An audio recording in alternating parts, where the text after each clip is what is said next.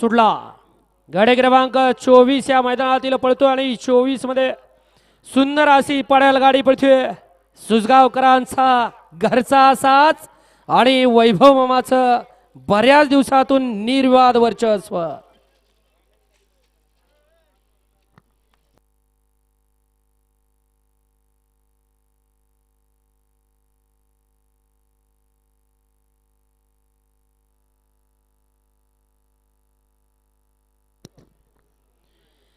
गाडी क्रमांक 24 चा निकाल आणि निकाल।